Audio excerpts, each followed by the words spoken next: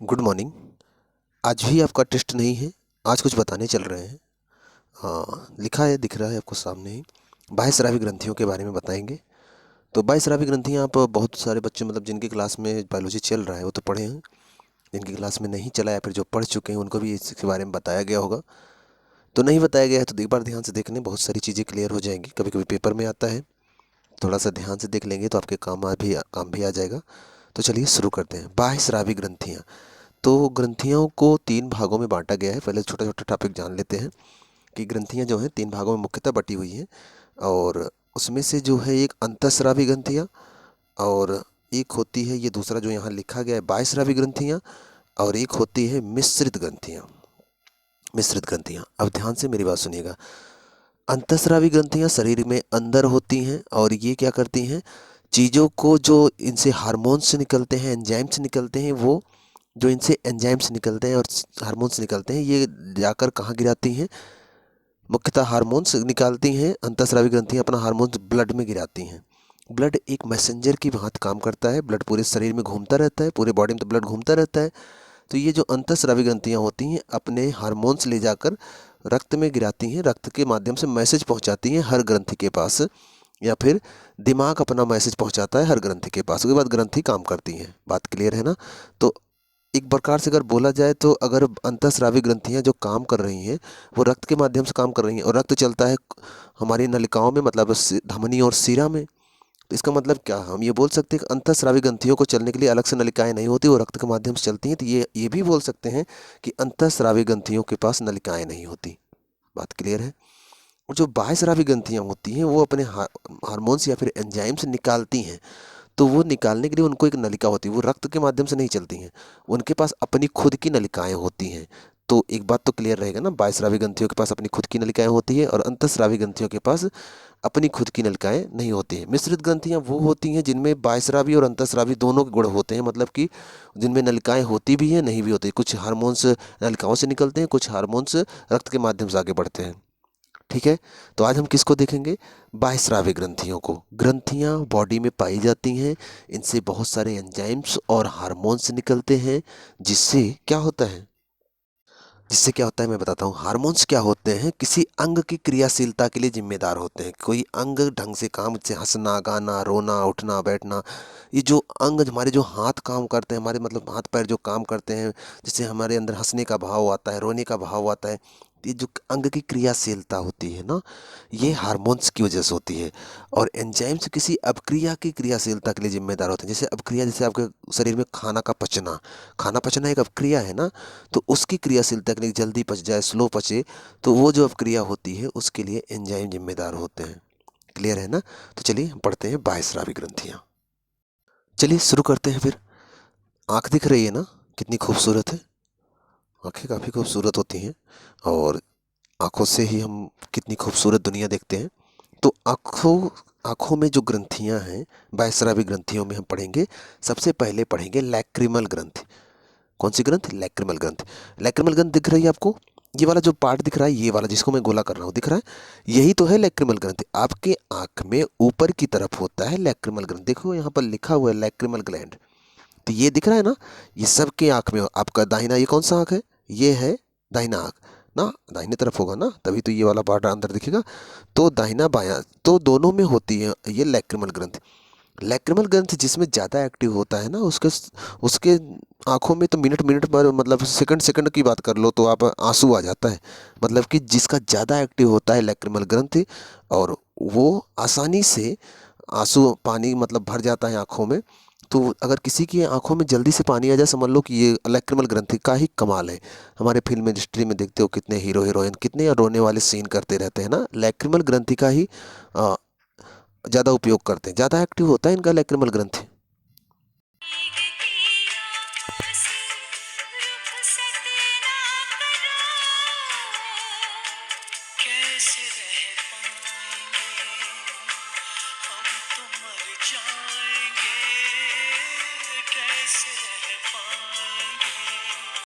देखा आपने लैक्रिमल ग्रंथि का पावर? लैक्रिमल ग्रंथि का पावर, थोड़ा सा आंखों में आंसू क्या आ जाए, सामने वाला बोलेगा कैसे रह पाएंगे, हम तो मर जाएंगे। आप रो मत, मतलब कि ये लैक्रिमल ग्रंथि जब भी एक्टिवेट होती है ना कुछ अनहोनी करवा के मानती है। इसको याद रखिएगा, आंखों में पाई जाती है, ऊपर आंसू इसी से निकलता है। दूसरा, आंखों में जो आंसू निकलता है ना, उसको रोकने के लिए, मतलब कि वो आंखों उस जो आंसू यहाँ इकट्ठा होता है वो आकर यहाँ इकट्ठा होता है, और यहाँ पर जो छोटे छोटे आप अपनी आंखों में ध्यान से देखो तो आपको मिलेगा, उसे बोलते हैं पंकटन। ये आंखों के कोने पर होता है, यहाँ पर और यहाँ पर। ये क्या करता है, जितना भी यहाँ पर आंसू आया रहता है ना, इसको क्या करता है ये पंकटन, ये क्या करता है, सभी आंसुओं को, देखो ज़्यादा आ जाएगा तो इसे बाहर निकल जाएगा, ये तो जानते हो आप। लेकिन अगर थोड़ा सा है ना तो ये लाकर यहाँ स्टोर करता है पंकटन।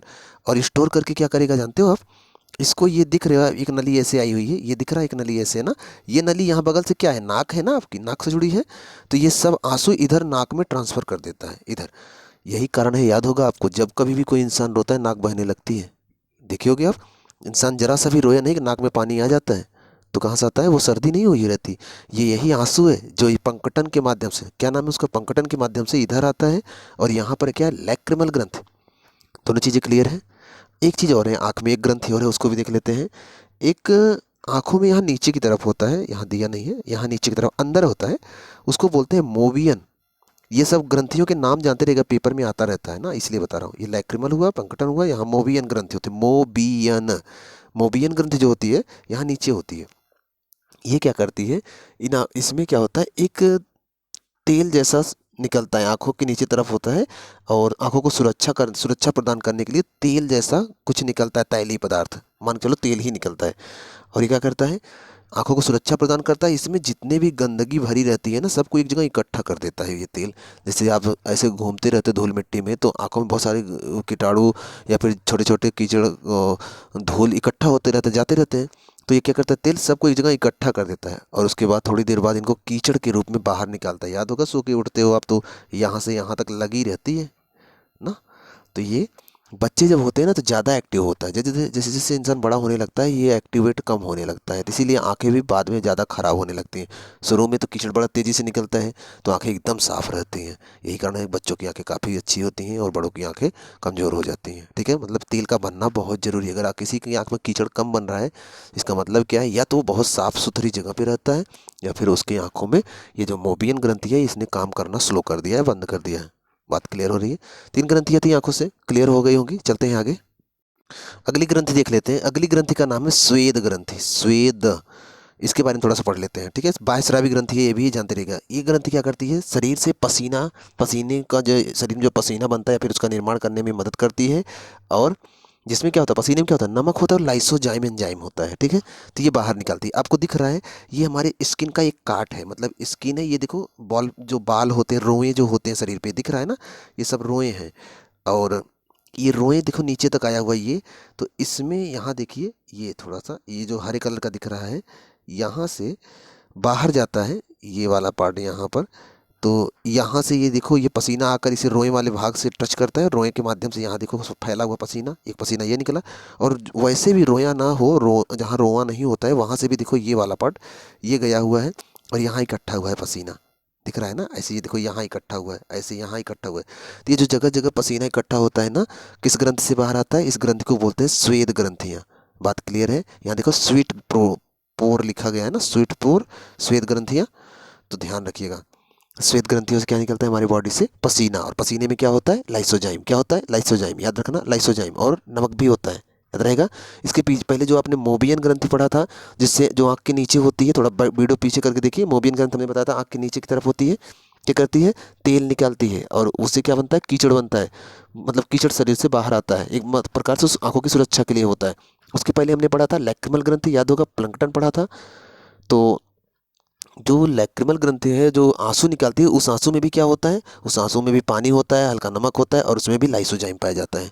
क्लियर है ना, रिपीट कर लीजिएगा पीछे जाकर, इंपॉर्टेंट है।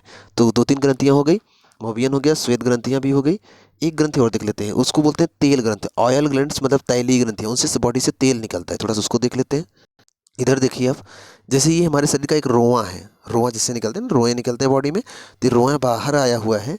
तो तैलीय ग्रंथियों के बारे में बता रहे हैं। ये क्या करता है, सीबम का निर्माण करता है। ये दिख रहा है, ये जो गोला गोला दिख रहा है, ये सब सीबम है।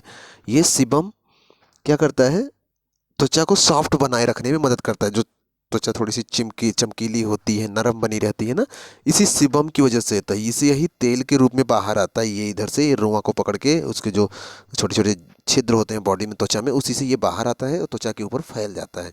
त्वचा को नरम बनाने में मदद करता है। बात क्लियर है ना। तैलीय ग्रंथियाँ क्या बनाता है? सीबम बनाता है। क्लियर है। तो तैलीय ग्रंथियाँ हो गया, श्वेत ग्रंथियाँ हो गया, मोबियन ग्रंथियाँ हो गया, लैक्रिमल ग्रंथियाँ हो गया। अच्छा, एक ग्रंथि और रह गई है, सेरोमेन ग्रंथि बोलते हैं, सेरोमेन ग्रंथि। ये दिख रहा है आपको? ये अपने कान का एक चित्र है, कटा हुआ चित्र है। कान के ये अंदर वाला पार्ट है, यहाँ पर कान का पर्दा जो होता है, याद है? और यहाँ पर वो ग्रंथि है, ये वाला यहाँ पर ग्रंथि है, इसका नाम है सेरोमीन ग्रंथि। क्या नाम है? सेरोमीन। सेरोमीन ग्रंथि। ये क्या करती है? सेरोमीन ग्रंथि क्या करती है? कान में मोम बनाती है। यहाँ पर मोम बनता है, याद है ना? याद होगा आपको।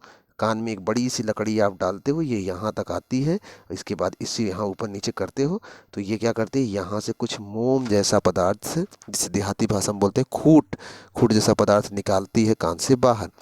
इस ग्रंथि को ना परेशान करो तो आपके कान में खूट भी बहुत कम बनता है। लेकिन लोग बार बार कलम लिए रहेंगे, चाबी लिए रहेंगे, कुछ भी होता है कान में डाल देते हैं यहाँ पर तो क्या होता है? मोम बनाने का काम करता है सेरोमिन ग्रंथि।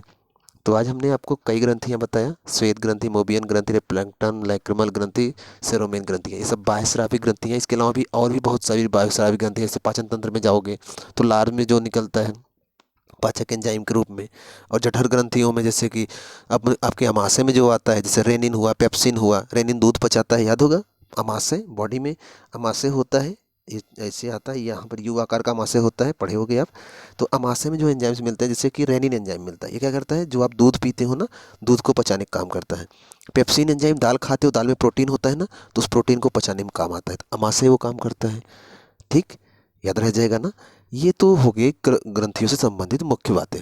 हाँ, एक लड़के ने क्वेश्चन पूछा था, हालांकि ऐसे क्वेश्चन जनरली नहीं पूछे जाते, लेकिन सामान्यतः ये जनरल अवेयरनेस में रहता है कि आपको पता है कि नहीं, तो थोड़ा सा उसके बारे में बताते हैं। कि उसने पूछा था कि भारत रत्न का पट्टा, भारत रत्न जानते हो ना, पीपल के पीतल का पत्ता, सॉरी, पीपल का पत्ता होता है, तांबे से पानी की छड़ा रहता है, उसमें भारत रत्न लिखा रहता है।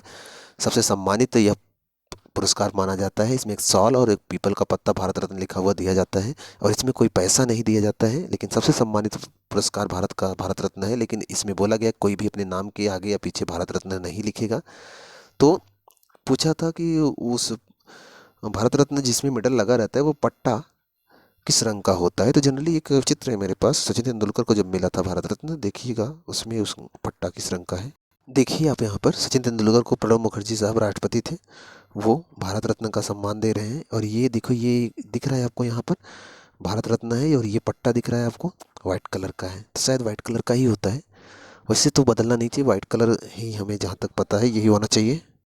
एक लड़के ने और क्वेश्चन पूछा था, आप क्वेश्चन पूछ लिया करो, कोई प्रॉब्लम नहीं है। एक लड़के ने और क्वेश्चन पूछा था कि बिल्ली की आंखें चमकती क्यों हैं? तो यहाँ पर देख लीजिए, बिल्ली की आंखों पर किए गए प्रयोग से पता चलता है कि आंखों के पर्दे के पीछे एक चमकदार पदार्थ होता है, जिसे ल्यूमिनस टेप्टम कहते हैं। यह पदार्थ प्रकाश को परावर्तित करता है। इस परत के कारण बहुत कम रोशनी में बिल्ली आसानी से देख लेती है, और इसी की वजह से वो चमकता भी है। तो नाम क्या है? ल्यूमिनस टेप्टम। याद रह जाएगा ना। तो ये तो आपके जो वैसे क्वेश्चन थे, प्लस वो ग्रंथियाँ भी पढ़ लीजिएगा, काम देगा आपको। तो ये हो गए इंपॉर्टेंट फैक्ट जो मुझे बताना था। और भी कोई जानकारी रहा करे तो आप कमेंट बॉक्स में कमेंट कर लिया करो। कोई भी जानकारी रहेगी तो आपको अगले वीडियो में उसका आंसर जरूर दे दिया जाएगा। प्लस प्लस ये चैनल पे अगर पहली बार आए तो सब्सक्राइब जरूर करिएगा, और शेयर भी जरूर करिएगा। मिलते हैं नेक्स्ट वीडियो में, तब तक आप पढ़ते रहें, मन लगा के पढ़ते रहें।